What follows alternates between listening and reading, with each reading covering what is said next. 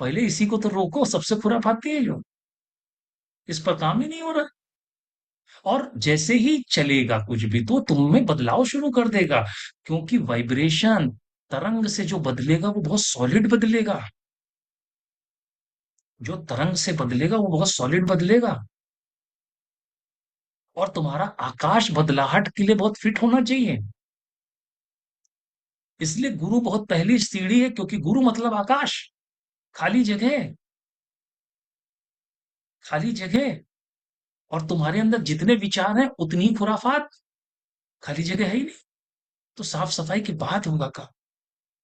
तो ये जितनी भी और विधियां रीतियां जहां कहीं पर भी कुछ भी चल रही हैं, ये घूम घाम करके योग विद्या के अंदर ही आएगी। इसीलिए भगवान कृष्ण ने अर्जुन को कहा, हे अर्जुन तू योगी बन। उन्होंने और कुछ नहीं कहा, योगी बनने की सलाह दी। यानी कि तुम अपने कचड़े को मिटा लो।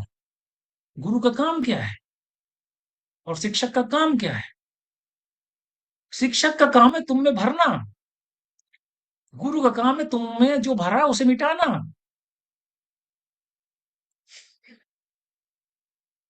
इसलिए तुम ये निश्चित करो कि तुम हो कहाँ। अगर वो भरने की सलाह दे रहा है तो तुम गलत जगह पर हो, अगर वो मिटने मिटाने की बात कर रहा है तो तुम ठीक जगह पर हो। क्योंकि ये बेसिक अंतर है गुरु और शिक्षक का। गुरु कभी ये नहीं कहेगा कि ये भी भर लो, ये भी भर लो, ये भी भर लो, क्योंकि उससे क्या खराब होगा तुम्हारा आकाश। तुम अपने ही गुरु से दूर हो जाओगे, तुम सही को ही गलत समझने लगोगे। और आकाश ठीक करना इसलिए भी जरूरी है, तुम सबके घर में इन्वर्टर लगा होगा, लगा है? दो तार होते हैं, एक लाल और काला। जब भी इन्वर्टर गड़बड़ करता तो लाल तार ही टूटता जिसके सहारे वो चल रहा है। सही है। हर घर में घर का मुखिया होता है। सबका 36 का आंकड़ा अगर होता तो उसी मुखिया से होता, बाकी सबकी मेल होती। गलत तो नहीं कर रहे? क्योंकि उसी का काम है, तुम ये करो तुम ये ना करो। तो सब मुखिया से रूठे रहते हैं, दिखाते नहीं है। गलत तो नहीं कह रहे? पत्नी भी घर के मुखिया से रूठी होती है, क्योंकि वो वही वो लाल तार है, चल उसी से सब रहे हैं। और शिकायत भी सबको उसी से है। इसलिए ध्यान रखना, जो भर रहा है वो काम नहीं करेगा, जो खाली कर रहा है वही काम करेगा। और तुम्हें खाली ही होना पड़ेगा, यही युति काम करेगी। क्योंकि जब तुम खाली जब तक नहीं होगे, तब तक तुम गलत फहमी में जीते रहोगे इस दुनिया में। तुम जो अपने हैं उनसे दूर बने रहोगे, जो तुम्हारे अपने नहीं उनके नजदीक पहुंच जाओगे। और तुम्हें किस दृष्टिकोण से किसे देखना है, इस नए दृष्टिकोण को तुम विकसित ही नहीं कर पाओगे।